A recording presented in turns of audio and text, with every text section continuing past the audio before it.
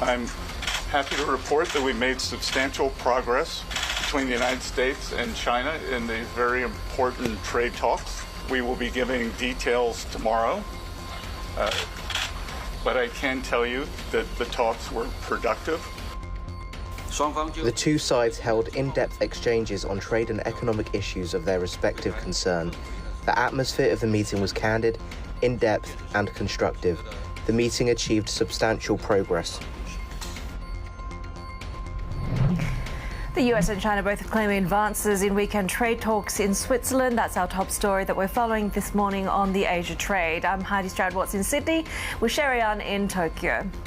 US equity futures, the dollar and oil jumping in early trade following those optimistic words and despite a lack of detail from either side on what's been agreed. Also ahead, the ceasefire between India and Pakistan appears to be holding after days of tit-for-tat military strikes that escalated further over the weekend. And President Trump's push for a Ukraine truce reaching a decisive moment as Zelensky challenges Putin to engage in direct negotiations this week. All of that positive tone from different geopolitical fronts are expected to be felt across markets in Asia. We are seeing a boost when it comes to risk assets. Nikkei futures right now gaining ground, and of course this after 2 sessions of gains already in the previous week. We are seeing the Japanese yen also weakening against the US dollar. The US dollar really extending those gains, but on the other side of that trade, the offshore yuan is also remaining boosted. Remember, Chinese shares were under pressure towards the end of last week. More of a cautious note, but we are seeing gains right now when it comes to the future space. Take a look at how U.S. futures are also setting up. Of course, we are expecting inflation data out of the U.S. We had a cautious tone on the Friday session as well. Stocks and bonds fluctuating. Right now, we're seeing the U.S. dollar continuing to gain ground after the biggest weekly gain since March. And of course, all to do with the positive rhetoric that we're seeing when it comes to these trade negotiations between the U.S. and China, Heidi, despite, of course, the lack of any clear details. That's right. Let's get some more on these trade talks and bring our Chief North Asia correspondent, Stephen Engel. So, Steve, look, we've seen positive moves in markets relating to other countries with less details than what we have now, let alone it being the main sort of game of US and China that everyone's been watching. Do we have any concrete details at all as to what the progress has been?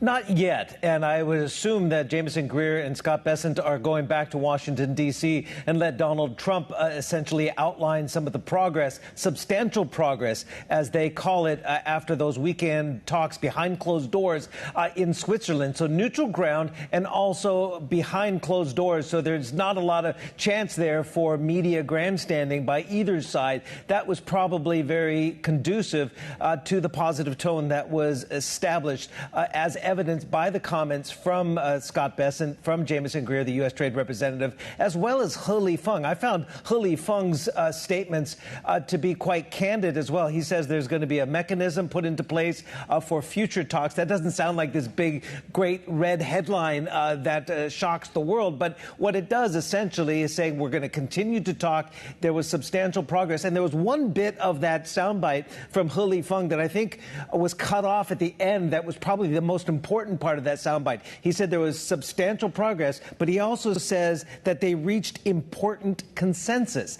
Now, that's big news if they reached consensus. The question is, what did they reach consensus on? Is it the fentanyl issue? Is it the trade deficit? Is it on what the steps going forward need to be? So there are probably more questions than answers at this time. But again, Scott Bessent, the U.S. Treasury Secretary who led the U.S. delegation in these talks, essentially said that they will reveal more details later Monday. So it is still late at night in Washington, D.C. on Sunday night. So we're going to have to wait to hear those details. This is what Jameson Greer, the U.S. Trade Representative, had to say following those 2 days of closed-doors talks. And this was, as the Secretary pointed out, a very constructive 2 days. It's important to understand how quickly we were able to come to agreement, which reflects that perhaps the differences were not so large as maybe thought. That being said, there was a lot of groundwork that went into these 2 days. Again, I think the tone is probably the most important aspect and why markets might be a little bit risk on today. I can't predict that, but again, it wasn't a total disaster, and it wasn't like the first day of talks back in March of 2021 when, again, the U.S. or the Chinese delegation went to Anchorage to the Captain Hook Hotel, and the two sides essentially aired grievances for most of the first day of talks, and it was not necessarily setting a very conducive atmosphere for constructive progress. But again, we don't have the details. We're going to have to wait until later today. Yeah, you mentioned how we could see a markets pop because of this risk-on sentiment and the change in tone, which we are seeing right now in futures. But my question, I guess, would be how long will this last if we don't know what's next? Right. Anything concrete that we can look forward to, Steve? Right. So, again, things have gotten pretty bad, obviously. So the 145% tariffs by the Trump administration and reciprocal 125 by China, essentially killing any kind of progress for hope for a resumption of trade. So what is substantial progress? That is the measure that we all need to see. Donald Trump alluded to the fact that maybe 80% tariffs on China would be acceptable. But again, 80% is still quite prohibitive as far as, resuming the levels of trade that we've seen in the past. So again, we don't know what numbers they reached consensus on, if at all, or is this just we've agreed to continue to talk, which in itself, given the state of play right now, is not a bad thing and probably is progress. So again, you have to take some of the words with a huge grain of salt, because Donald Trump on Saturday after day one on Truth Social, he basically posted a total reset. These are his words. A total reset negotiated in a friendly but constructive manner. We want to see, for the good of both China and the U.S., the opening up of China to American business. That's a key demand of the United States. They want more American goods to go into China.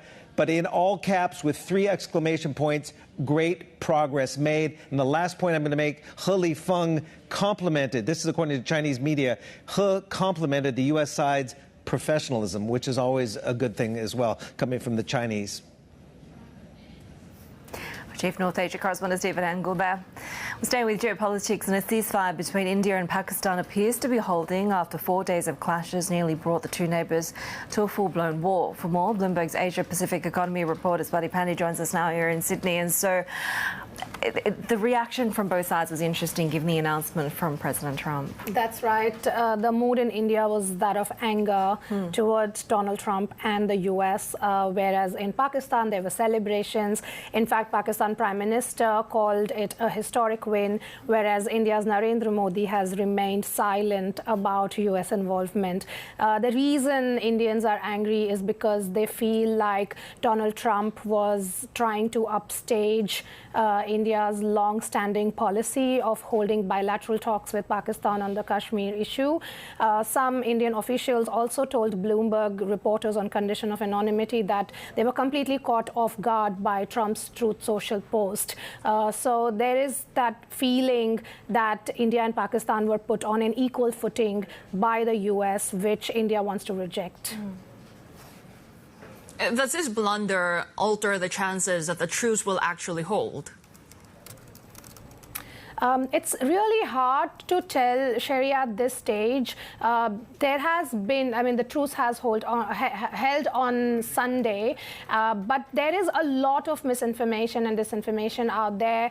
It's really hard to tell what's going on, what are the losses on each side, and which side is actually facing the biggest brunt of this.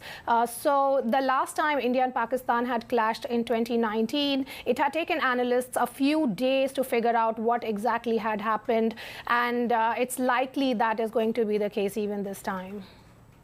I suppose the question is sort of what's next, given the long-standing tensions that erupt every now and then.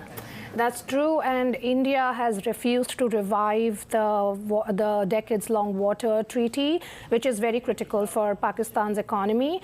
India has not said anything about that, and there is also that fear that the red lines that have been crossed in the past 4 days of fighting means that any further war or dispute between the two countries will be hard to de-escalate. Bloomberg's Asia-Pacific Economy reporter Spani Pandey there.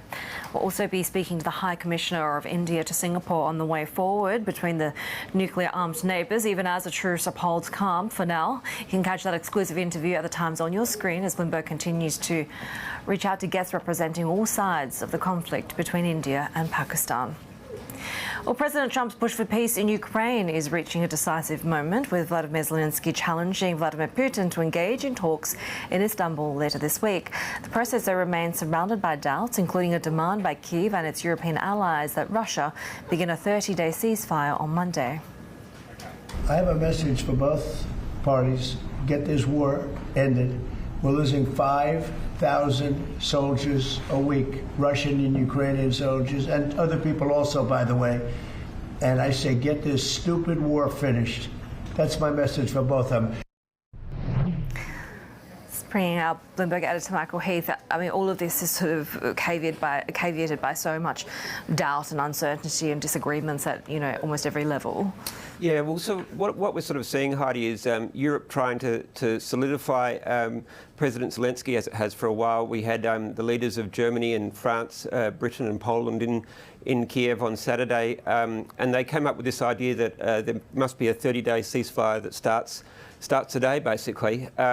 President Putin responded and didn't address that ceasefire, and Europe said that President Trump was on board, but he did say he was prepared to have talks in Turkey, and that's what President Trump has latched onto, and immediately excuse me, President Zelensky has agreed to go to Turkey. I mean, Ukraine has just decided it's going to hoe close to the US. We saw a few weeks back when there was the blow-up in the Oval Office. There's nothing to be gained for Ukraine from going against the US here. It's the key player. But what seems to happen is that President Putin will throw out something and President Trump will grab onto it. And as a result, this key issue of the ceasefire sort of falls by the wayside. I mean, Russia was still bombarding Ukraine, including Kiev, on Sunday. So we're really going to have to see what happens today. But President Zelensky said he will be in Istanbul on this week. And so whether President Putin or a Russian delegation turns up, it's going to be really, really interesting times. What can President Zelensky do at this point? What is he trying to achieve in this sit-down with President Putin? Well, President Putin, one of the interesting things he said is that Russia is prepared to talk fairly seriously about ending the war, Shery, which is sort of, it's sort of a first there. And President Zelensky is fighting a rearguard action here. Ukraine is beginning to buckle. It doesn't have the resources to be able to win this war. It can only keep fighting a rearguard action to defend its territory. Russia knows that, but Russia's also not in a great position in terms of being able to win the war either. It's making very, very glacial progress, still losing a lot of men. So we're almost sort of at an intractable point here. So Zelensky's trying to keep the US engaged. He's trying to show Trump that he's open to ending the war, and he's doing that because Ukrainians want that as well. So it's just a matter of what he can get here. And the problem is that President Trump is always sort of he's erring on the side of being prepared to listen to Russia, and Russia's going with maximalist demands here. So Zelensky's got to try to hold the line here and not allow President Trump to agree to all of Russia's demands, because they're too much. I mean, Russia's going to take Russia's claiming that it should take 4 Ukrainian provinces that it doesn't even control on the ground now militarily. It only controls part of them. So they're really pushing the limit here. So Zelensky's he's basically trying to see what he can get and keep his nation sovereign. We're seeing some progress being made on lots of different diplomatic talks, including with Iran. Yeah, that was very, very interesting. I mean, so quite positive accounts from both sides there. In terms of Iran and the talks of becoming, of acquiring a nuclear weapon, which Iran maintains it's never been trying to do. But, the United Nations and a lot of other institutions say it is approaching being able to develop that. There does seem to be, and so they did talk about meeting again and sort of these confidence-building measures. What's interesting, though, is Iran saying that it must keep enriching uranium. It wants to have a nuclear program for energy, etc. And the US is saying, now that the talks are over, that is totally unacceptable. And Iran's now complaining that what they're talking about behind closed doors and then what comes out in the media is a different thing. So it's sort of this issue of the Trump administration not talking with one voice. But nonetheless, both sides, when they get together, seem to be making some sort of progress. So it is good news. President Trump's due in the region soon, so I think that's part of the process there as well. Bloomberg editor Michael Heath there with the latest on the geopolitical fronts in Iran as well as Ukraine. And coming up on the Asia trade, we discuss the impact of the U.S.-China trade talks with Natixis and Mizuho Securities. Plus, EQT Asia gives us the outlook for private equity in this region amid ongoing global uncertainty. Much more ahead. This is Bloomberg.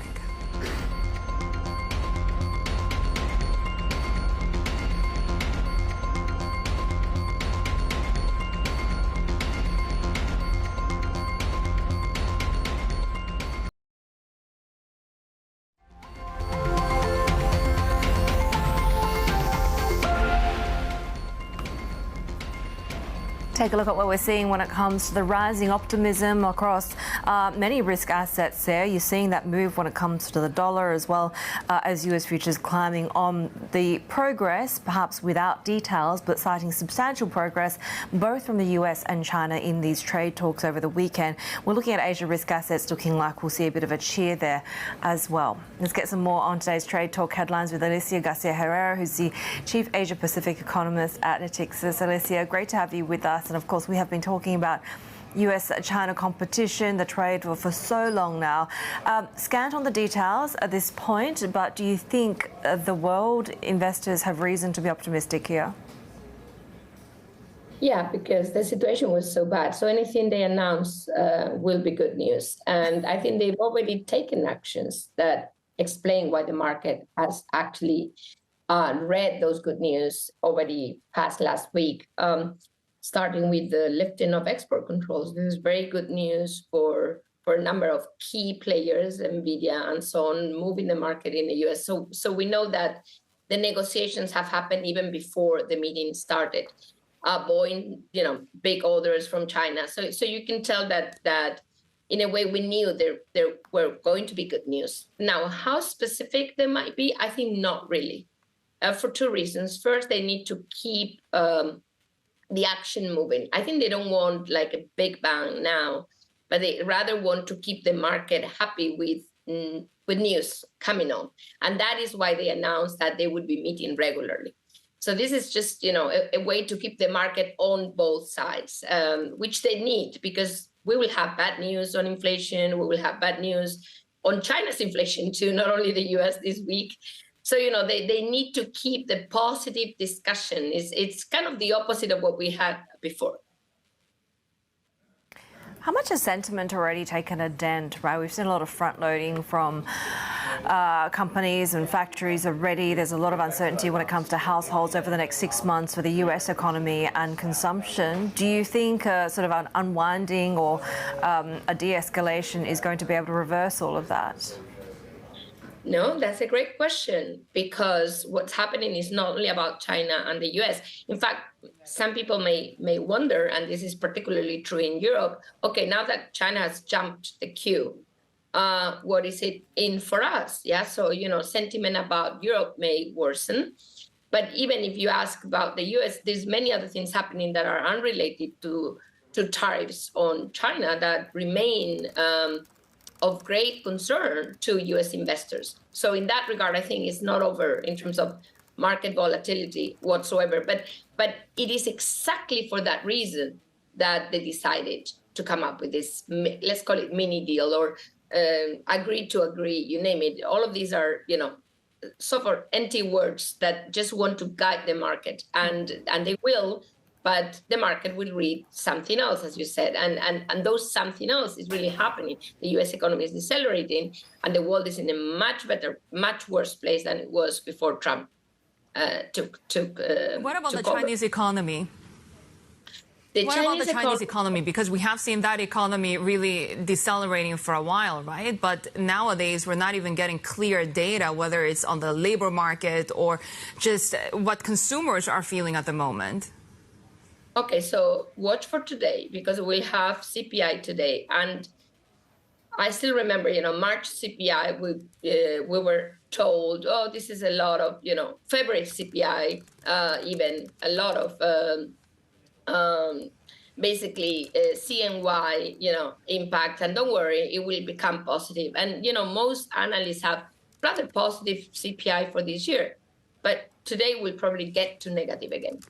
let alone producer prices, let alone export prices. So by today, I think nobody can deny China is in deflation.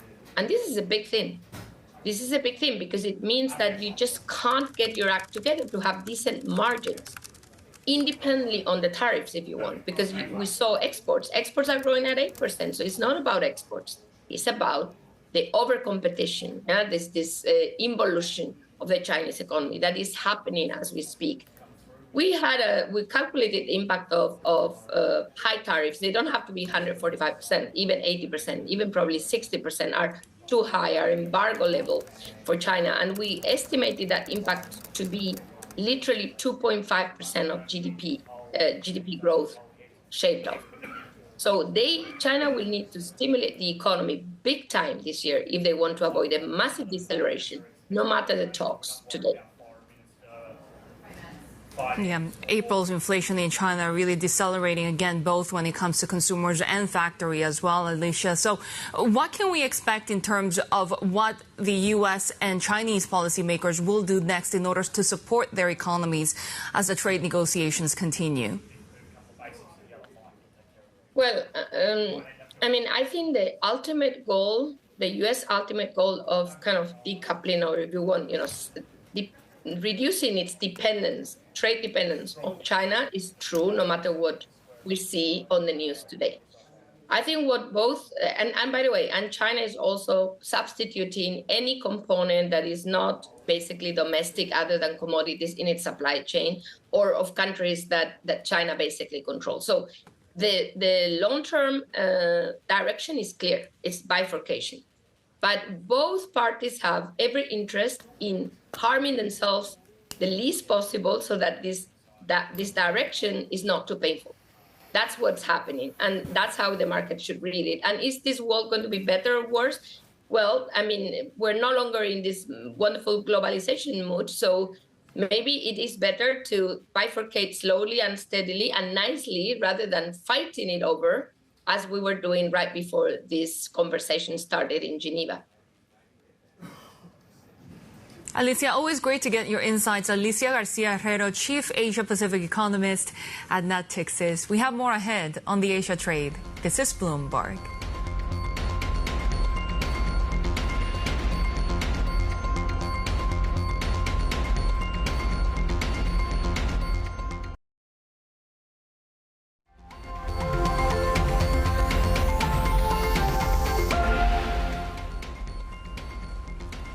You're watching the Asia trade. Hamas says it will release the last living American hostage it holds in Gaza after renewed talks with the U.S.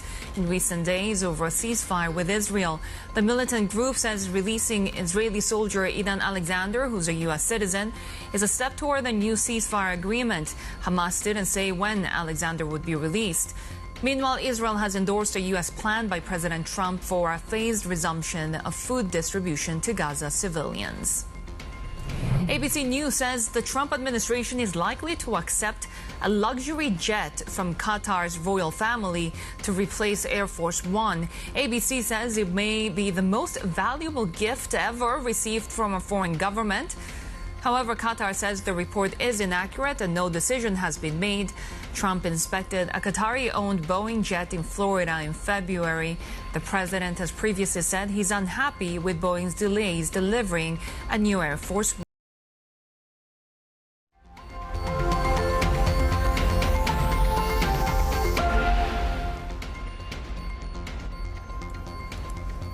Check out the muted demand they're seeing for those classic safe haven assets, right? The yen, the Swiss franc, as well as gold, in particular when it comes to a bit of a move upwards that we see in the US dollar and some of the US related assets. So much of this on optimism as we hear of substantial progress in US-China trade talks. Gold, of course, which has rallied so hard this year, falling now by just about 1.4% at one point in the early part of the trading session here in Asia after that weekly gain of another 2.6%. 6%. Really, investors looking at the outcome of these talks between Washington and Beijing over the weekend in Geneva. Let's bring Garfield Reynolds out, who leads our Market Live Asia coverage. And Garth, we've seen bigger market moves based on sort of scanter details about less impactful, trading relationships. So it's no surprise that we're seeing this optimism. Yeah, but I mean, the optimism is mostly fairly contained. Yes, gold has fallen a fair bit. Then gold rose more than most. On the concern about the turmoil and the rhetorical shift that started feeding through from about a couple of weeks ago has definitely continued.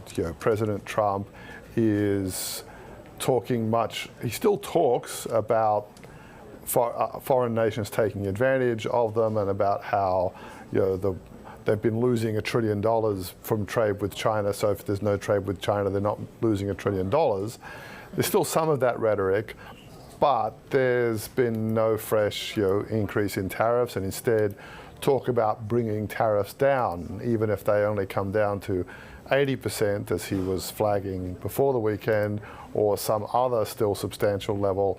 That's still seen as progress, and it might be sometime before we get any actual reduction in tariffs, or it could be as soon as later on today when a joint statement comes.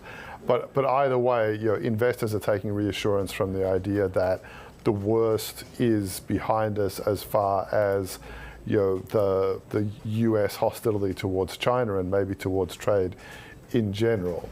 Whether that optimism sustains once the real world impacts start seriously coming through in the next couple of months, that's another matter. But for now, optimism is definitely the watchword. Yeah, exactly, especially at a time when we continue to see the economic pressure, whether it's in China with the deflation both in consumer and factory prices continuing or just elsewhere across Asia. What are some of the key catalysts that you'll be watching this week? Well, I mean, the biggest catalyst is whether we get, first of all, do we get a joint statement? How comprehensive is it? And does the US end up responding by suspending or reducing, and then China responding by suspending or reducing some of the tariffs that have been put into play? There's also the question of what goes on with efforts towards other trade deals. I think we would want to see at least one or two more heads of agreement style announcements, which really the UK trade deal was mostly that. With all of these deals, there's going to be a lot of negotiations still needed. But the idea that you're moving in one direction and that you're not going to get sudden policy whiplash out of the White House, markets need to see more progress on all of that. And then also lurking in the background of the concerns about what does US inflation show. One of the risks that's out there is what goes on with treasuries. The futures are down today. That's partly just directly on the trade talk optimism being good for risk assets, bad for havens like treasuries.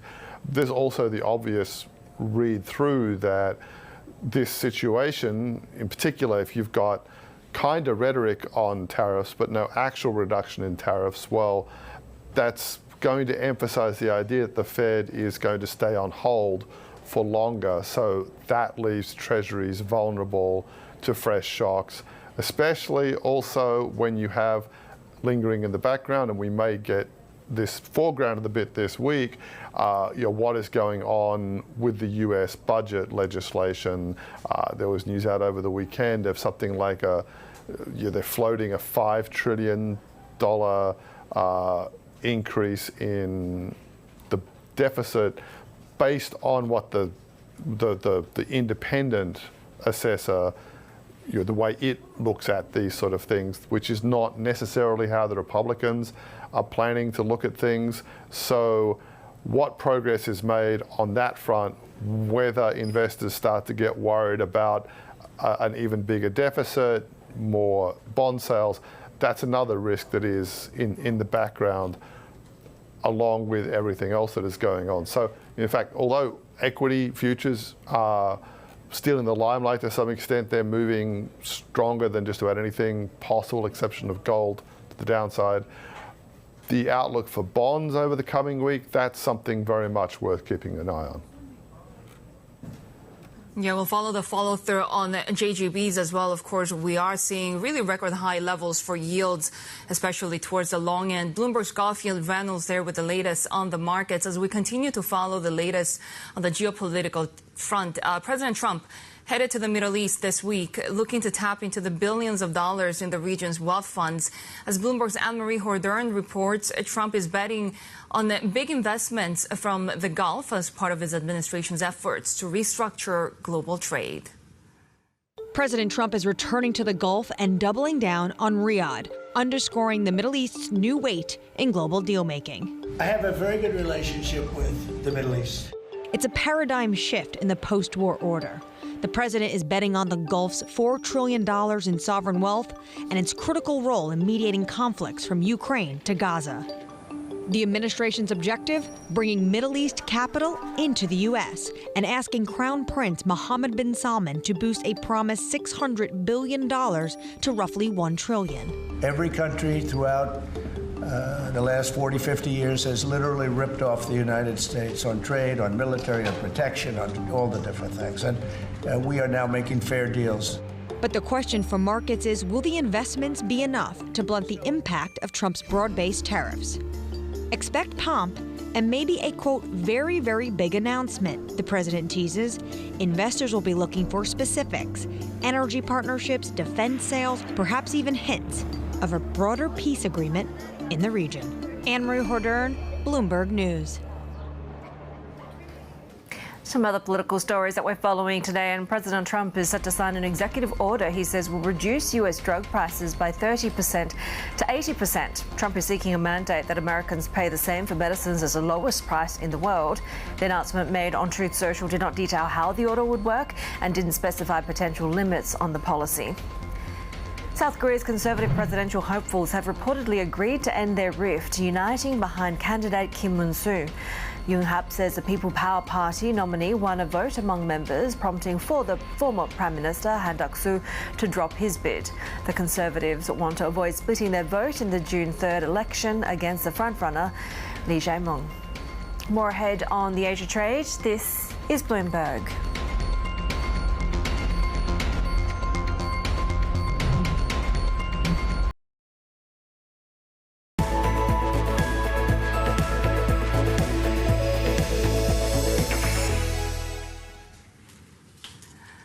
Take a look at how we're setting up with Japanese assets at the moment. Of course, we have seen gains in the Nikkei for the past two sessions. We continue to see that risk-on mood, with Nikkei futures pointing to the upside and the Japanese yen weakening as the dollar continues to rebound. We have seen, of course, that risk appetite rising given ongoing U.S.-China trade negotiations. And we'll continue to watch the JGB space as we are now seeing the 40-year yield at an all-time high. We're watching the 30-year yield as well as risk appetite continues to gain ground. Let's bring in our next guest, who runs the Asia arm of Swedish private equity firm EQT with over $300 billion in assets under management. He says Asia continues to deliver differentiated returns amid the ongoing global uncertainty. Joining us now is Jean-Eric Salata, Chairperson at EQT Asia. Jean, really good to have you with us. Are you seeing what people are talking about, this veering away from U.S. assets when you talk to your clients? Yes. Good morning, Shery. Thanks for having me here today. Absolutely. We're seeing a big shift in asset allocation away from the U.S., both, I say, in public markets and private markets where we specialize. I think it's driven by some of the policy uncertainty in the U.S., but also I'd say there's been a period of time where U.S. assets outperformed and people were over-allocated to U.S. assets, and I think there's a rebalancing going on. We see a lot more asset flows coming back to Asia, coming back to Europe. Despite the volatility that we're seeing in markets, do you sense the optimism about Asia, and where are those flows going? Well, I think for private equity, for what we do, we're sort of structured to take on volatility as an industry because our funds are set up as 10-year funds. They're locked up capital, so we don't have the redemption issues that public managers have. So in many ways, we have an ability to kind of ride through this volatility and look at the long term. And these kind of environments are actually quite interesting for us because you have more interesting opportunities to buy at better valuations. There's less competition in many cases for opportunities that we see. So I think overall, we're investing, we remain committed to our strategy, and we're seeing opportunities. For example, here in Japan, we continue to see opportunities in a lot of take-privates of publicly listed companies where there's a real sense of shareholder reform happening and a new focus on operational efficiency and new growth strategies. So we're very excited about the opportunities here in Japan, and we're planning to invest something like $5 billion over the next couple of years into the market here. What about fundraising? Fundraising, I think the fundraising market is becoming more bifurcated. There's a bit of a consolidation happening globally in private equity fundraising, but I think there's a group of managers that are continuing to raise capital and grow the fund sizes, and then I think there's another group that's finding it more difficult. And I think you're going to continue to see this divergence in fundraising, but there's, at the end of the day, what private equity offers investors is higher returns. Essentially, if you look at it over long periods of time, the private markets offer significantly higher returns than the public markets if you look at extended periods of time, and I think that's why the asset class continues to grow. But I think investors are getting a lot more careful about manager selection and focusing a lot more on investment performance and track record. China has been attractive from a valuation perspective for quite some time, and now that we are sort of hearing murmurings of progress when it comes to the US and China's relationship, does that make that market a little bit more compelling? Hi, Heidi. I think for China, our strategy is a regional strategy. So our strategy is essentially has four components to it. We are a buyout investor, so we only invest in control situations where we can drive change in companies. Secondly, we have a regionally diversified portfolio where we invest across the region. If you look at geographic exposure today, our two biggest areas of focus are Japan and India. That would be 1 and 2, and then behind that we would be looking at Australia and Southeast Asia. China continues to be a market that we are interested in. It's a large economy, but it's still, I'd say, a difficult market to underwrite through the kind of current market volatility and particularly some of the policy changes and geopolitics that we see. So it wouldn't be one of our top priority markets in our strategy today. How much of the trend are you seeing of that sort of dialing back of US enthusiasm, and how much of that is being willingly reallocated to Asia? I think there's a significant asset allocation shift happening in the world. I think people are reassessing risk in the US. I think there's been a lot of public market and private market beta in America. There's been a tremendous last 10-year run of asset prices, and everybody's made a lot of money doing that. And I think that may have run its course, is what people are assessing right now and looking for sources of alpha. Where can you deliver returns independent of what's happening in the public markets? And I think what Asia offers people, and this is why there's an attraction to the region, is structural alpha. You look at Japan, for example, here, there are just a lot of opportunities here where we believe companies can be run more efficiently, and there's a lot more room to deliver better returns and better outcomes than are being delivered today in the public markets through this active ownership approach that private equity takes.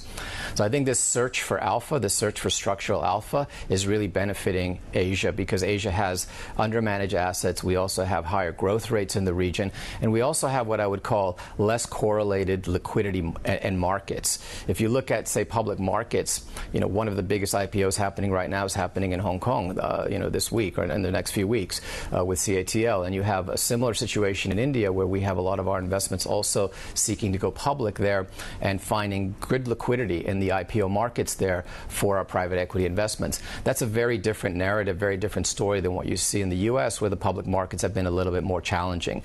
So I think this idea of diversification is really something that investors are starting to pay attention to. It's not to say that people are not going to be investing in the US. It's the biggest and deepest market. It's going to continue to be a very important part of investor allocations. But I think the relative weightings are changing. Is that why you're also really invested in Australia's software sector as well? What do you like in Australia? Yeah, I think Australia is a really interesting economy. It's continued to grow for the last 30 years almost without interruption. Thematically, we love the software sector in Australia. We've invested in 4 software companies there in the last 2 years. There's a lot of innovation there, and many of the companies that we find there are actually able to then become global businesses and grow outside of the local market there by moving into Europe or even the United States. States. So I think that's one of the big themes there. Healthcare is another big theme in Australia. Even pet care, I would say. We bought a business. Everywhere in pet care. Yes, pets is a great business, and we've just bought the largest veterinary services practice in Australia last year. So it's a market that we continue to stay active in, and we have both a large cap fund and a mid-market fund. And I'd say in the mid-market space, it's even more interesting because there's a lot of mid-sized companies that are really very rapidly growing, and we see a lot of innovation there and a lot of potential for growth. It seems these days monetary policy sort of has fallen to the background just because of everything that's happening with trade negotiations. But when it comes to investing for the long term and just raising funds, how much do the divergent monetary policies across Asia matter? I think at the end of the day, for what we do, the changes in monetary policy on a year-to-year basis or even currency fluctuations don't matter that much. And what we're really looking at is earnings growth and the ability to drive value creation in the businesses that we manage and that we invest in. So I think, we're trying to invest behind multi-decade themes in society, whether it's things like better healthcare, the emerging middle class, areas like the move to the cloud and how there's more. We, for example, invested here in Japan in a company called HR Brain, which is doing HR software, but it's a cloud-native company. So trying to gain share from all of the traditional companies that were doing client-server-based HR software solutions, which is still the predominant form of doing business in Japan, but we think things are changing. So trying to get behind these multi-decade trends early, finding great companies with great managers or bringing in new management, and then driving growth and driving change.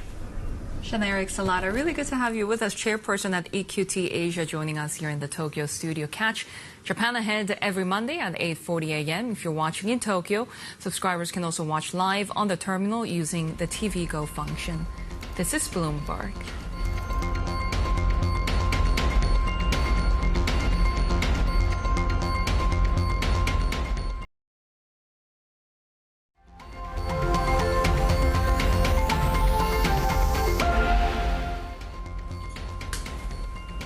We have breaking news out of Japan. We are getting the current account balance. The current account surplus narrowing from the previous month, also coming in below economists' expectations. We're talking about 3.68 trillion yen for the current account surplus. When it comes to the trade surplus, is also narrowing from the previous month in the month of March, and also coming in below economists' expectations. Of course, we continue to follow all developments around those trade tensions, the tariffs, and of course the Japanese yen, which has strengthened a little bit, at least for the month of March. This week, we'll be following Japanese megabanks earnings. MUFG, Mizuho, and Sumitomo Mitsui expected to detail how much the BOJ's commitment to hike rates could help profit margins. Bloomberg's Asia investing editor Russell Ward joins us for more on this. And of course, we have seen the BOJ sort of be a little bit more careful considering that normalization path. What are we expecting the banks to say this week? Yeah, so they're firstly going to be capping off a record year of earnings. That's almost a done deal. But as you say, yeah, I mean, the big question is like whether they're going to be forecasting the good times to come, whether they're going to be forecasting record profits again this year. The consensus among analysts is that they will, just narrowly, according to the forecasts that we've collected. But really, banks do tend to be conservative at the start of the fiscal year, and even in normal times. But right now, with the massive uncertainty regarding the trade war, the trade talks with the US and Japan, that I would expect the banks to be very conservative in their outlooks when they forecast the results this week. Yeah, we've seen a lot of volatility in the markets just because of these tariffs coming from the Trump administration. Any more insight on what we could learn from banks' earnings about the tariff impact? Yeah, I think particularly for the banks, obviously there's a macroeconomic uncertainty. So, you know, Japan's economic fortunes, the banks are the lifeblood of the economy there. The likes of lending demand, the prospect for loans to sour if the economy goes bad. But more specifically, of course, banks have been benefiting from, as you alluded to earlier, the Bank of Japan's rate hikes. And so, you know, this time a month ago, bank stocks were actually among the worst performers. They were tanking in the wake of the initial tariff announcement drama. Things have come back a little bit. since then, but there's definitely big questions and uncertainties over the pace of the BOJ's rate hikes and how high they can go, and even if they can raise rates now. So a little bit of the gloss on bank shares has been taken off because of that uncertainty over the monetary policy outlook. Thanks, Russell Ward there. Let's get you caught up with the latest headlines on the corporate front. And CATL has started taking orders for its Hong Kong stock offering, which looks set to be the world's biggest listing this year. The Chinese EV battery giant is offering shares at a maximum price of 263 Hong Kong dollars as it seeks to raise around $5.3 billion US dollars. Meanwhile, Bloomberg has learnt that CATL is planning to limit US participation to investors with offshore accounts, excluding domestic mutual funds. Saudi Aramco reported a drop in first quarter profit as lower crude prices pressured its finances. Net income fell 4.6% on year, while free cash flow again failed to cover the dividend despite the total payout being lower. It is the latest sign of pressure on Aramco's balance sheet, even after it decided to cut its dividend for the year by about a third. OpenAI and Microsoft are reportedly revising the terms of their partnership to enable the former to go public, while the latter maintains access to its AI technology. The FT says Microsoft is offering to give up some of its equity stake in OpenAI's new for-profit business to access AI models beyond 2030, when a key contract runs out. Panasonic is cutting 10,000 jobs, or more than 4% of its workforce, to boost profitability. The job cuts will affect employees in Japan and overseas and result in nearly $900 million in restructuring charges. Panasonic's CEO says the layoffs are necessary as the company pivots to energy-efficient power generation and storage. Yeah, we'll be watching Panasonic at the open in just a few minutes. And these are some of the other stocks that we'll be watching as well. Nippon Steel, because their profit forecast missed analyst estimates, but also we have reports that its vice chairman, Takahiro Mori, will go to D.C. for meetings with Trump administration officials on the merger with U.S. Steel. We'll also be watching, of course, other stocks across the Japanese equity markets, including, for example, NTT said it plans to buy back as much as 200 billion yen in shares. We also have earnings today from the likes of Mazda, Asahi, and Suzuki. The market opens are next.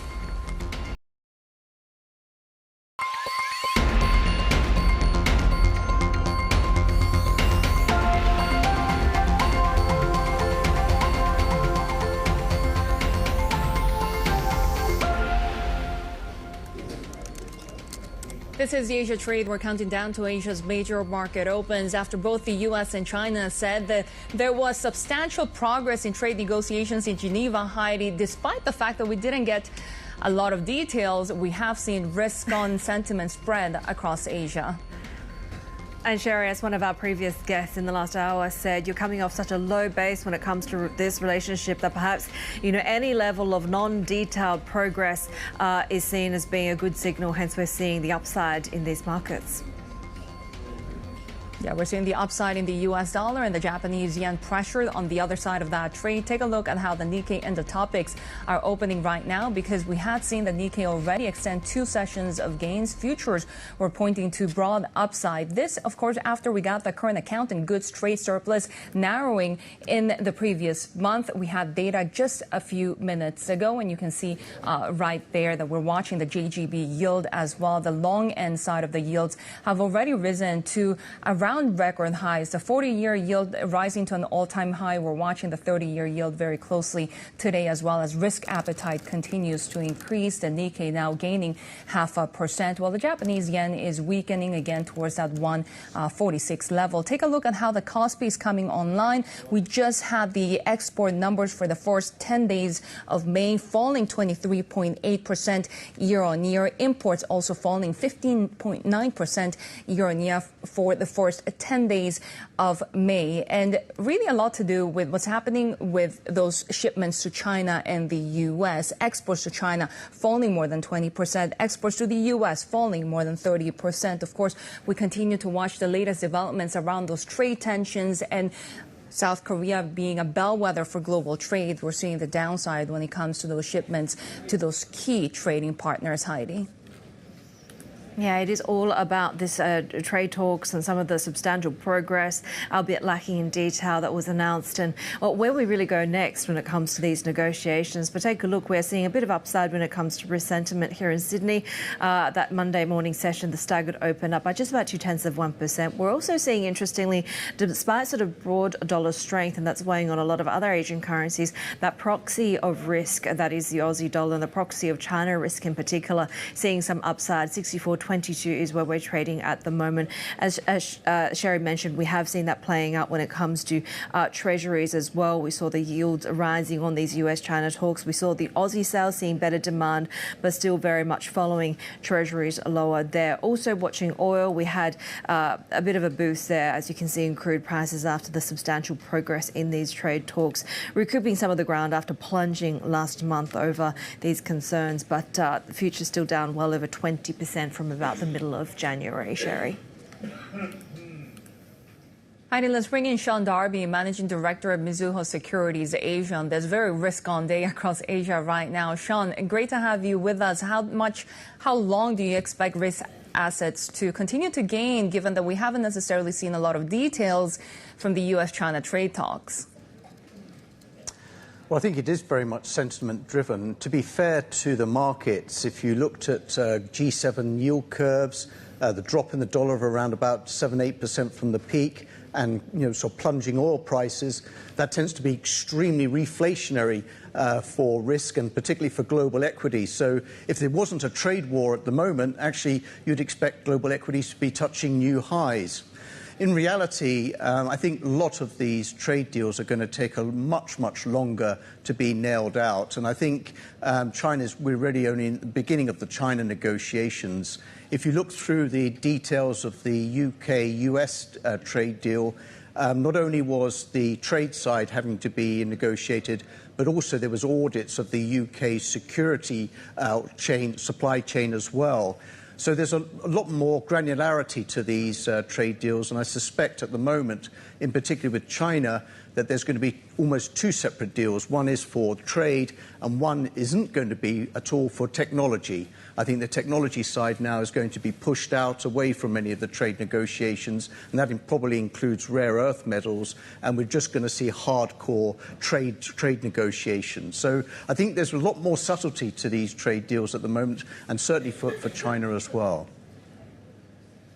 Subtlety when it comes to playing the equity markets together with the currency space, because of course we continue to see the fluctuations, and the US dollar seems to be rebounding after gains already last week. So I think in this time zone, I think there are really three trades at the moment. I think certainly the drop in HIBOR and the inflows from China into the Hong Kong money markets is still going to push Hong Kong equities further upwards. In that respect, I think Hong Kong is going to continue to outperform most of the global benchmarks. Secondly, you've got very low inflation numbers coming through for ASEAN at the moment, and coupled with the fact that the central banks have still got room to cut rates, I would expect ASEAN markets also to hold up reasonably well. Countries, for example, like the Philippines, seeing lower food prices, lower energy prices. That's a great backdrop for the central bank to continue its loosening strategies. I think for Taiwan and Korea, I think they're going to be in wait-and-see mode. Certainly, they're sort of on the top of the list to get trade deals done, but certainly they're so sensitive to global trade, and looking at the import volumes into the United States, it's hard to see that we're going to get better macro data. So I would expect Taiwan and Korean equities to underperform their peers. Sector-wise, we're expecting to see quite a lot of pressure on pharmaceuticals. And does this sort of evidence the risks that even as sort of one aspect of the trade war might see some calming, there are always new targets for the Trump administration in terms of policy risk? Well, you're right. I mean, normally the healthcare sector would be considered to be as a defensive growth. I suspect that this is an area where the Europeans will be very, very tough on the United States in terms of maintaining its franchise into the US pharmaceutical market. In reality, I think for equity investors, when they decide about the healthcare sector, You can look at the utilities now. They are already growing above global growth in terms of their demand. And you could possibly argue sectors like the defense sector are actually going to be a big positive for many of these countries in terms of being able to establish a trading relation or trading rapport with the United States. So I would expect healthcare to be somewhat subdued versus its peers, but there are actual places where investors can rotate into. Internationally, are there any other markets you'd like? Europe has been a popular play. Does that still continue? Well, I think the sort of unsaid heroes about the last 3 to 4 months has been how well other parts of emerging markets have done. And if you look at Latin America, for example, they've really clearly come out of this sort of trade war relatively unscathed. And you could argue that's even the case for Mexico as well. So we've liked Latin America. We feel that the central bank policies have again been very, very strict on dealing with inflation. They're net commodity exporters, so they're certainly benefiting from decent rises in some of the metal prices, and they've been very, very under-owned. So this weakness or period of weakness in the US dollar has refranchised Latin America. I would also say the same for parts of Central Europe as well. Poland and Hungary have been able to establish, again, reasonable credentials in dealing with their inflation. You have a backdrop of a very strong German fiscal stimulus. And again, countries like Greece have done large amounts of reform as well. So outside of the United States, there's a lot of narratives that are not necessarily linked to trade, but very much linked to specific issues that these countries have been able to achieve over the last 12 to 18 months. As I said, a lot of hard work post the COVID inflation period has actually now brought these markets back into the mainstream. Darby, Managing Director at Mizuho Securities Asia, always good to have you with us. Take a look at some of the stocks that we'll be watching, some sectors across Asia, especially around Japan. We are looking at pharmaceutical companies. This after we heard from President Trump that he'll be signing an executive order to cut prescription drug prices. We'll be watching those drug makers that sell products into the U.S. Trump saying that he will mandate that the U.S. pay the same price for drugs as whichever country pays the lowest price in the world. Also, take a look at Panasonic because it is rallying early in the session. They're expected to cut 10,000 jobs or over 4% of their workforce in order to boost profitability and focus on growth areas. We heard that the company also expects 130 billion yen in restructuring charges in the year to March. Shery, still ahead on the Asia trade, the latest on the India-Pakistan ceasefire, which appears to be holding after 4 days of clashes nearly brought the two neighbours to a full-blown war. But first, more on the, quote, substantial progress being touted by the US and China after 2 days of trade talks in Switzerland. Details next. This is Bloomberg.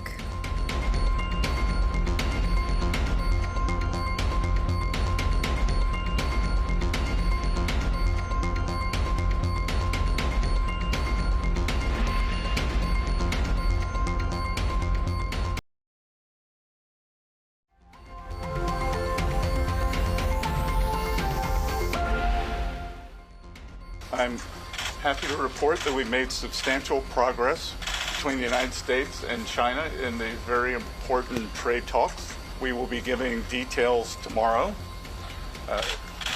but I can tell you that the talks were productive.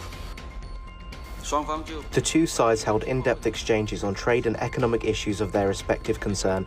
The atmosphere of the meeting was candid, in-depth and constructive. The meeting achieved substantial progress and reached important consensus.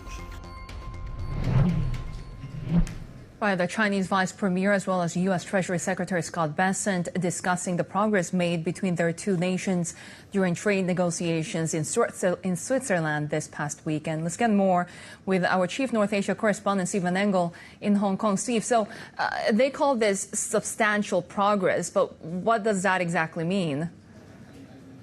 Yeah, and I'm a stickler for details, right? We didn't get a lot of details other than both sides using the same verbiage that they reached substantial progress. And again, we just heard there from He Lifeng, the leader of the Chinese delegation, that essentially said that they had reached consensus on what is what we really need to know. So, yes, there's going to be some maybe risk on sentiment in markets today because they didn't necessarily have an airing of grievances before the cameras in Switzerland like they did in March of 2021 when the Biden administration met with Yang Jiechi and Wang Yi in Anchorage, Alaska. And it was basically, allegations that the other side is going to be undermining the other, and it was trading barbs. This was not the case. It was, by all accounts, fairly civil, at least through the readouts from both He Lifeng as well as Scott Bessent. Bessent said, as you just heard from him, that they're going to have a joint statement perhaps later today, Monday, perhaps coming out of the White House so Donald Trump can continue praising what he did over the weekend on his Truth social network, essentially saying a total reset negotiated in a friendly but constructive manner. Those are Donald Trump's words. He then used all caps and 3 exclamation points saying great progress made. And again, He Lifeng also took a very conciliatory tone. He essentially complimented the United States side across the table as being very professional. So it's a good start. There's a lot of details we still need to find out. Where did they make progress? Was it on fentanyl? Was it on the trade, deficit that the United States has with China? And where did they reach consensus? If the consensus is simply that they have a big problem to overcome, we're probably all in agreement on that. We just need the details. Which goes to the question of what comes next, right? What are the next steps? Well, I think there's a little bit of pressure on both sides. Now that they've had the talks for a couple of days behind closed doors, they probably had an airing of grievances, and then they tried to reach common ground to build from there. We already know that Donald Trump says there's perhaps room for those tariffs of 145% to come down. But again, he said maybe 80 is the right number. That would still be considerably high, for, the differences to be resolved. But again, we just don't know where they reach that consensus. There might be added pressure as well, because later this week, Tuesday, we're going to get CPI numbers from the United States, expected inflation to uptick month over month by 0.3%. We're also going to get retail sales later this week. Is sticker shock starting to take hold in the United States as essentially companies start passing on those tariff increases onto the consumer without scaring them away completely? So again, this week will be sort of a critical one to see what kind of momentum we can get from these talks and whether the inflationary pressures are going to start building from that U.S. data. But again, He Lifeng, emphasizing as well that they've established a mechanism for future talks led by those two individuals, He Lifeng on the Chinese side and Scott Bessent, the U.S. Treasury Secretary, on the U.S. side. So there is positive news coming out of it Sunday from Switzerland. Now let's see where it goes from here. Chief North Asia correspondent Stephen Angle there for us, and take a look at the reaction when we look at futures opening up in Europe this morning, and perhaps the clearest kind of proxy when it comes to the hope that the US-China talks will continue making progress. Really the big jump that we see in DAX futures at the moment, looking like we're going to extend to that record high that we've seen for the DAX. This is a market that is typically more expensive compared to the rest of Europe's markets, but it has sort of the broadest exposure when it comes to these global tariff pressures, heavily made up of things like industrials, chemicals, and of course autos as well. So very, very sort of China exposed and broader global trade exposed. You can see just that sort of enthusiasm as we have seen those markets climb to a record high. Euro Stoxx 50 futures also perking up by about 0.9%. We're seeing a little bit of downside in trading in the euro as the greenback climbs. We're also watching some developments when it comes to other geopolitical fronts too. A ceasefire between India and Pakistan appears to be holding after 4 days of clashes nearly brought the two neighbours to a full-blown war. For more, Bloomberg's Asia-Pacific economy reporter Swati Pandey joins us now from Sydney. So the announcement of the ceasefire itself seemed to cause some consternation. That's right. The reactions were completely different on either side of the border. In India, the mood was that of anger towards Donald Trump and the US. In Pakistan, there were celebrations. In fact, Pakistan Prime Minister called it a historic win, whereas India's Narendra Modi has remained silent about US involvement. And the reason Indians are upset about this is because they feel like US and Donald Trump have tried to upstage India's long-standing policy of holding bilateral talks with Pakistan over the Kashmir issue. And some officials, in fact, also told Bloomberg reporters on condition of anonymity that they were completely taken by surprise by Trump's Truth Social post. It feels like US was trying to put India and Pakistan on an equal footing, which upset the Indians. Yeah, given this messy announcement, what are we expecting in terms of how long the truce could actually last? Shery, I would make 3 points here. The first is that even though this truce has held, it's very difficult to say whether it is going to last, because it's unlikely to resolve the problem that India and Pakistan have over the Kashmir issue. The second issue that I would like to highlight is that there's been a lot of misinformation in the past 4 days of fighting. There is a lot of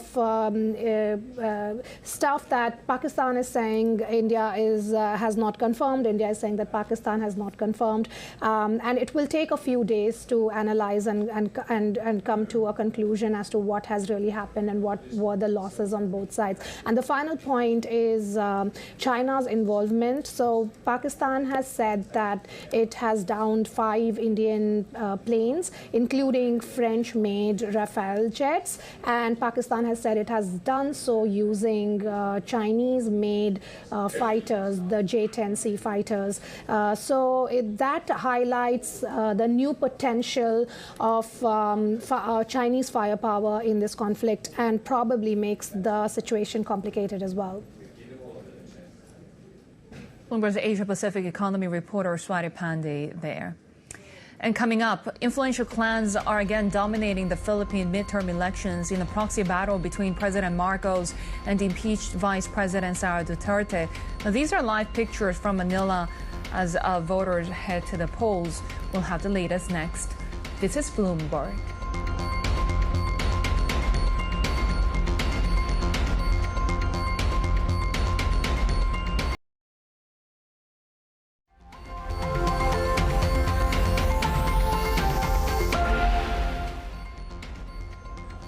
Take a look at live pictures from Manila with voters at the poll in the Philippines' midterm elections. Over 18,000 national and local positions are up for grabs, including 12 Senate seats that could determine the fate of impeached Vice President Sara Duterte. Bloomberg's Manila Bureau Chief Manolo Serapio joins us now for more on this. Manolo, so how significant and consequential will these elections be for the broader political landscape in the Philippines? Yes. So basically, yes, as you said, over 18,000 national and local posts are up for grabs in this midterm elections, but the focus would be on the 12 winning senators, the 12 Senate seats that are up for grabs. That is half of the 24 seat Senate, and this 12 winning senators will be part of the jurors for the Vice President's impeachment trial that's set to start in July, which is when the new Congress convenes. It is pretty significant in the sense that they will determine how the political landscape would be in the Philippines, not just over the next few months, but possibly over the next decade, as some analysts say, because 3 years from now we'll have the presidential election, and if the Vice President is convicted during her Senate trial, she will be barred from office, and she cannot hold office in the future. And she is actually a frontrunner for the presidential race, and she would be barred from running in the 2028 race. What are some of the top issues at the moment, both domestic and, of course, geopolitical and international too? So obviously for ordinary voters, the cost of living and employment are the big issues for them. But generally also this would mean the President Marcos would need this affirmation that his allies win, at least specifically in the Senate race, because that means continuity for his policies, including his foreign policy stance towards China, which is, as we've seen, President Marcos's government has been pushing back against China's expansive claims in the South China Sea. And interestingly, just before the elections we're having today, there had been reports of China possibly influencing the outcome of this election. Of course, Beijing has denied both allegations of meddling in the election or espionage, but there was a Chinese national who was apprehended with a spying device near the Commission elections late last month, and investigation is underway. So the ex-president Rodrigo Duterte had warm ties with Beijing, right? What's he doing now, and what's his influence in broader politics? Because we know that he's also awaiting a trial by the International Criminal Court. And he's running for, his name is still on the ballot. He's running for mayor of Davao City, his bailiwick. And the Commission on Elections says he can continue running for that position, and if he does win, the Commission on Elections can proclaim him as mayor in absentia. But the thing is, it's up to the government whether the winning vice mayor takes over, because right now Duterte is still in The Hague and the ICC, where he is in custody for crimes against humanity during his deadly drug war.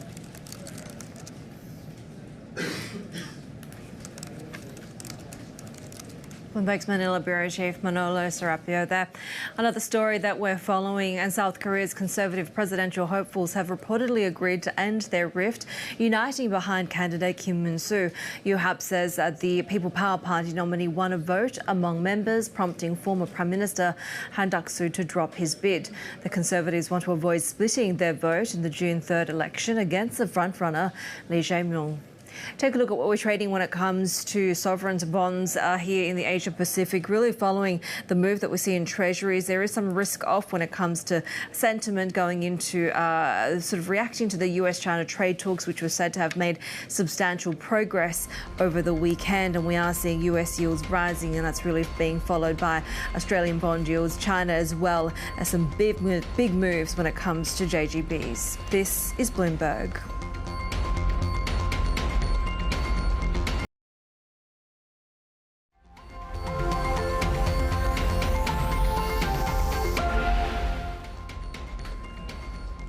Take a look at how we're trading just about half an hour into the open of the cash session.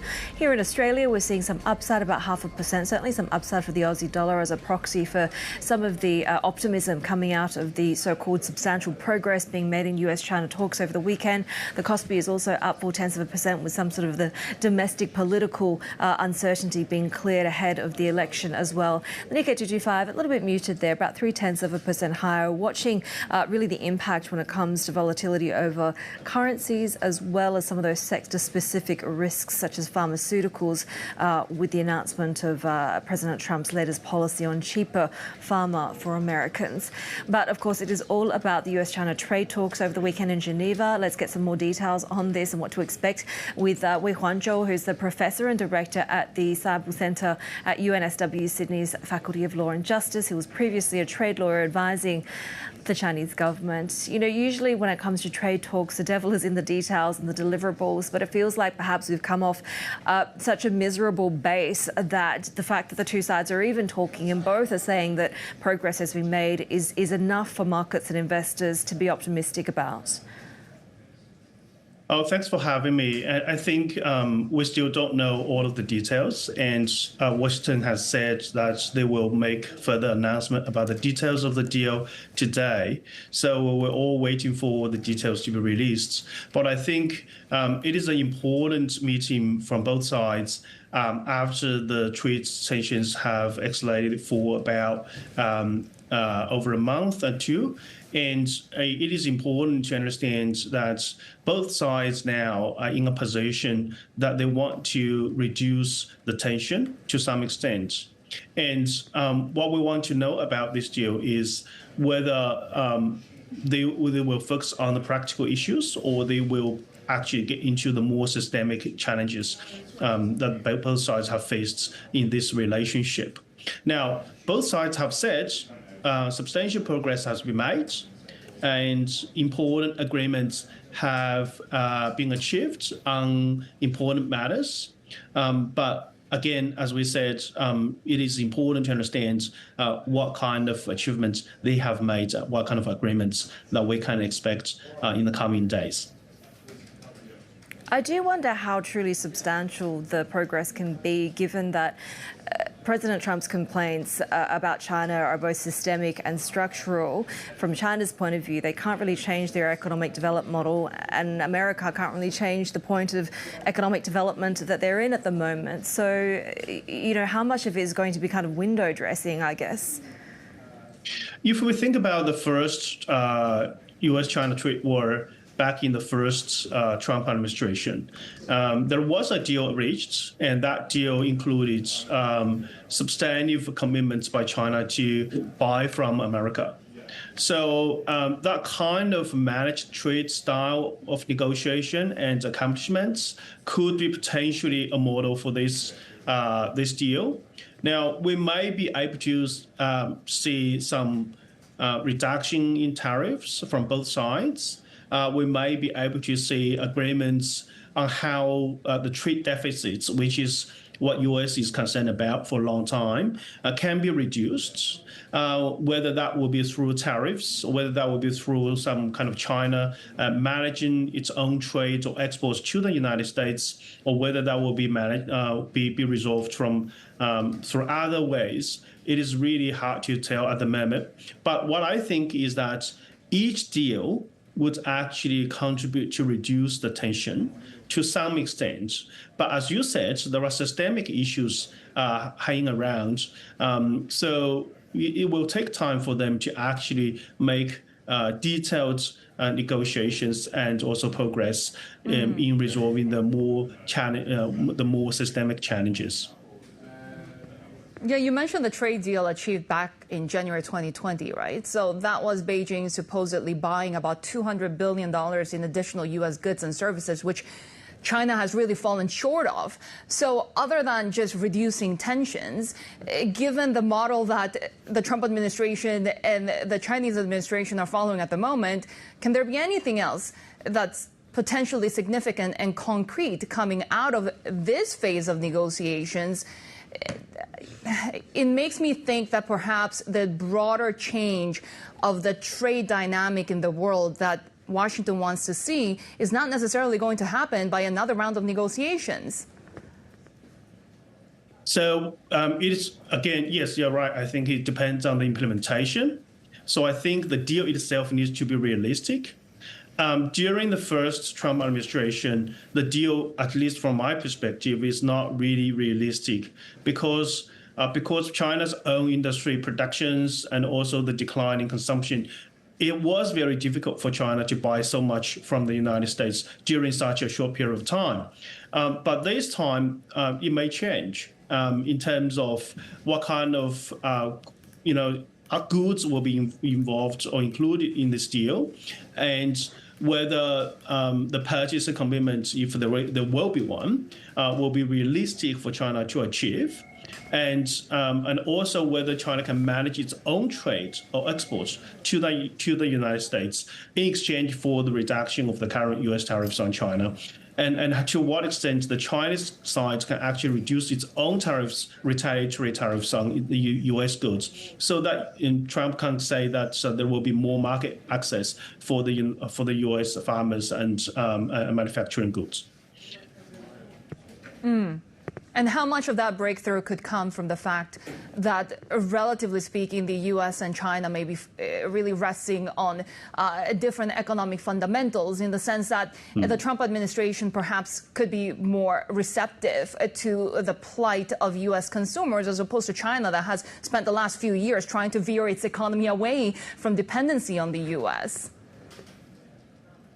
I think it is very important to understand from, again, from the first Trump administration, the negotiation did not go progress into these more systemic issues such as industry policies, subsidies, state-owned enterprises, and all of these things were left out from the first phase one deal in the first Trump administration. And this time, my expectation and hope is that the two sides can actually get into the discussions of these more systemic issues, and plus the implications of these systemic issues for example, supply chain security, economic security, as well as other issues that is very important nowadays.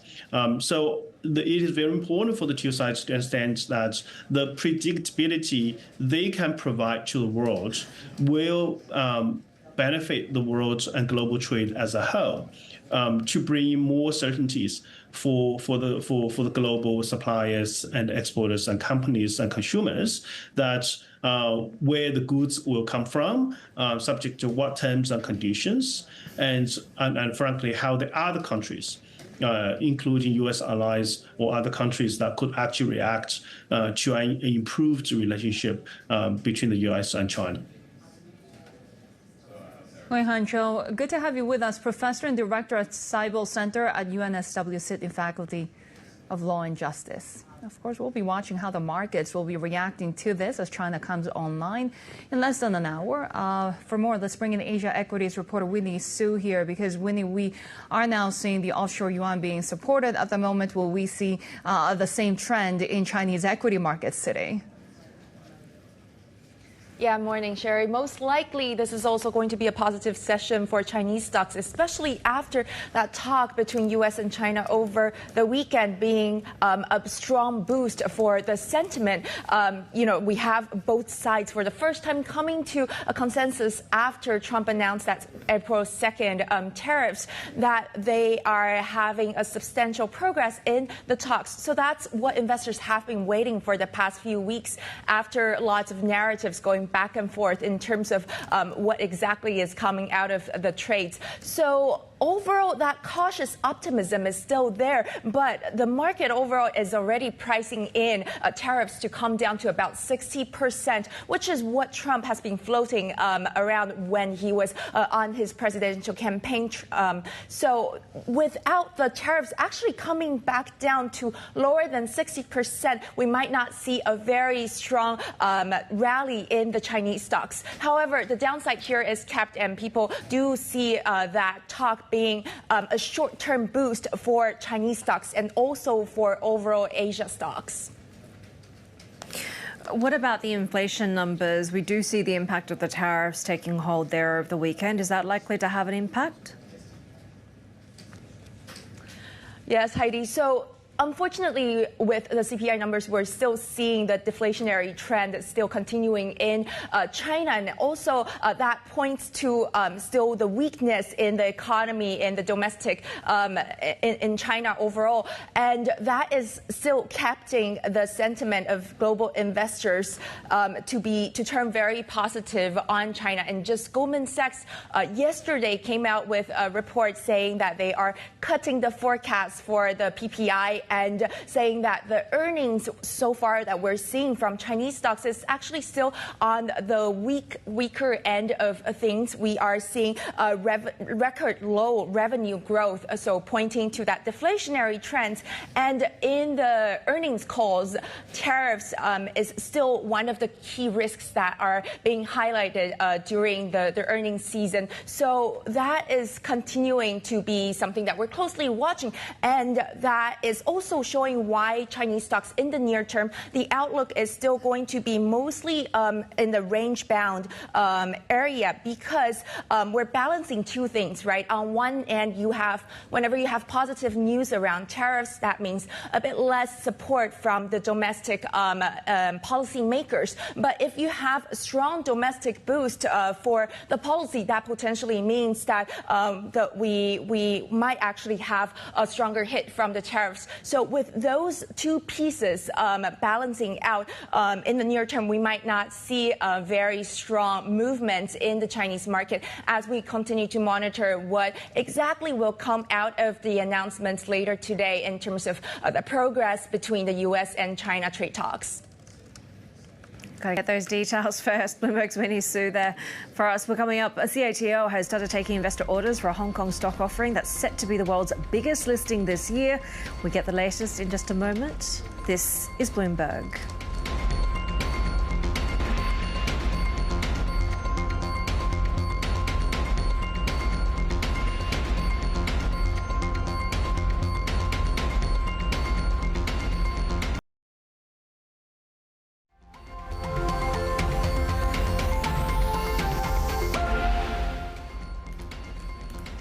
CATL has started taking investor orders for a Hong Kong stock offering set to be the world's biggest listing this year. But Bloomberg's been told it plans to limit the types of U.S. investors that can participate, a sign that U.S.-China tensions may be seeping into the IPO market. Let's bring in our deals reporter, Manuel Bagori. Manuel, so what are we thinking is the reasoning behind doing this?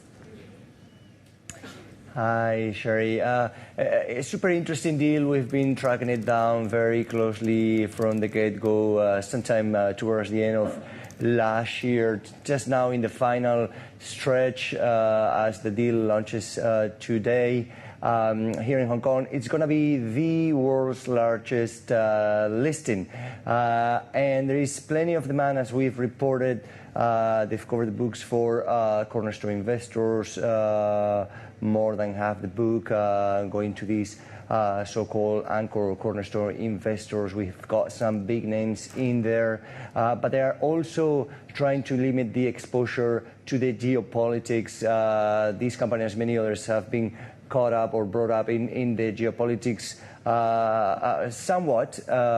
We saw some reports from earlier in the year, and there is being a little bit of back and forth, and I think what they're trying to do here is just trying to prevent any potential negative impact or exposure into these geopolitical tensions. But the deal is on track, and there is plenty of demand for what it could be the world's largest listing this year.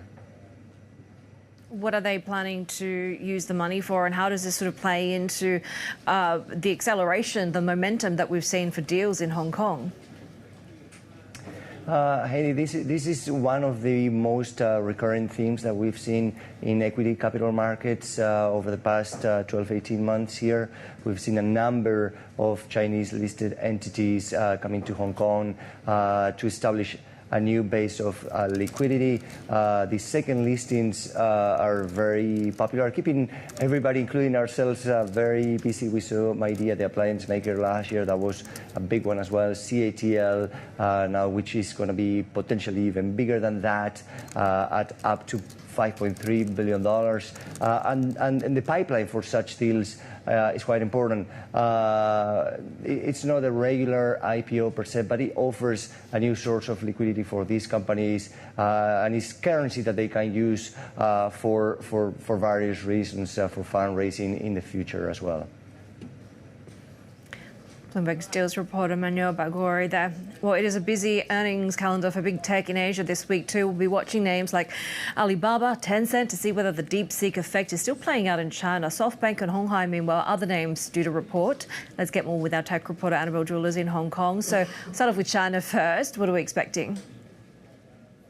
Well, as you said, it's going to be a pretty busy earnings week. You've got names like Alibaba, Tencent, JD.com, and you mentioned that DeepSeek effect. And that's certainly going to still be coming into effect or coming into play here, because you think about just earlier this year and when we had that AI breakthrough, there was so much optimism that we'd see really better earnings forecasts off the back of it.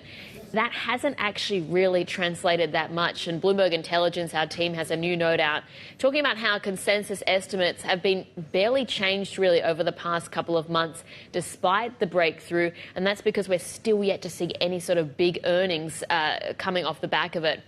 And on top of that, you've still got the major geopolitical overhang as well.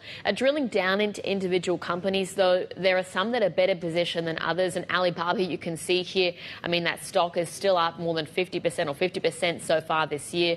It has been one of the better players in the AI space. And so when we get the earnings later this week, we're watching the cloud revenue very closely. There's new AI products, for instance. There's the collaboration with Apple. At Tencent, the focus is less on AI, but we're still seeing strong gaming revenue growth from that company. And JD.com under pressure a little bit again over the past couple of months. It has been making a big foray into food delivery business. That's a very competitive space against the likes of Meituan.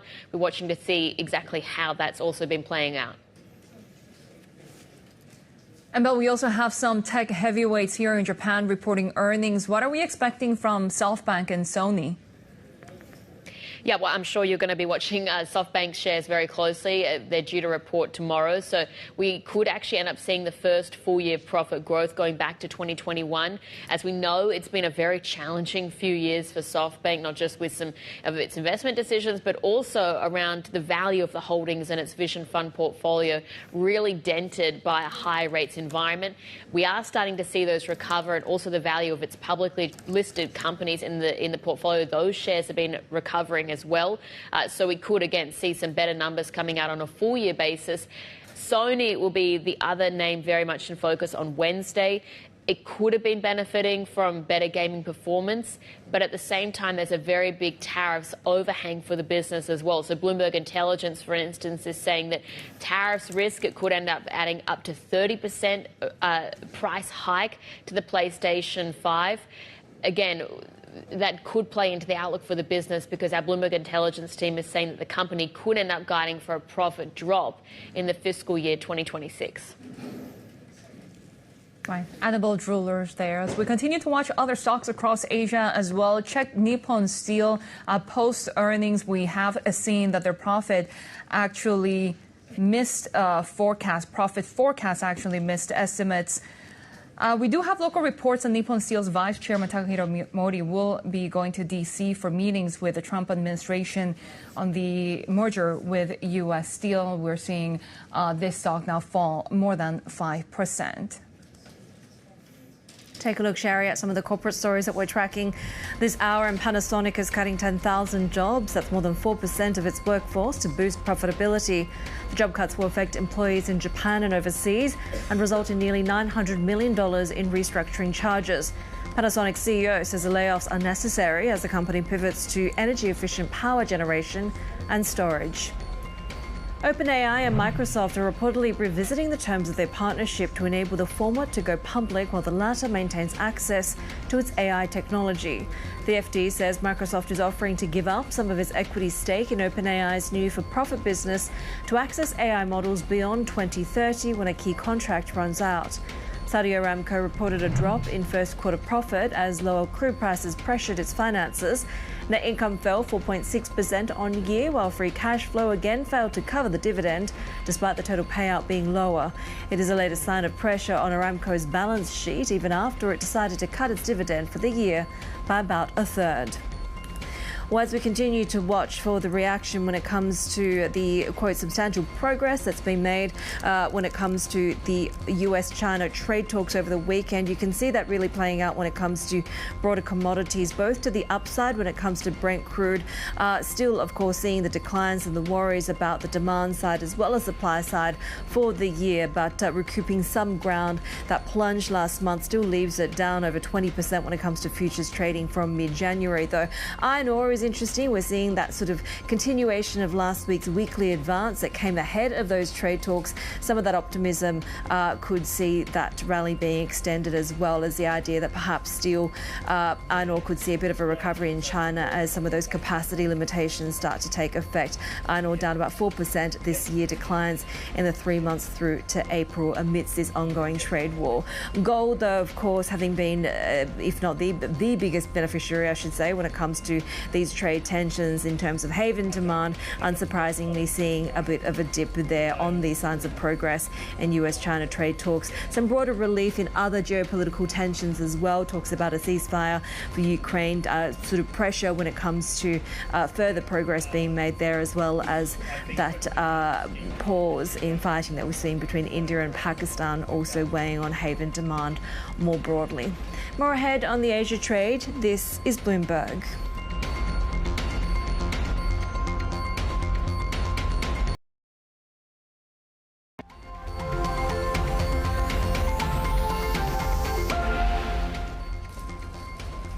Sovereign yields rising across Asia, and we'll be watching those JGB yields, especially when it comes to the 30-year yield, which is now trading around the highest level since November of 2000. Already the 40-year yield has risen to the highest level on record just last week. Of course, we continue to see risk appetite increasing over optimism about these trade deals. Treasuries are also under pressure, so we are seeing the 2-year yield right now in the Asian session continue to rise towards that 3.93 level. Heidi.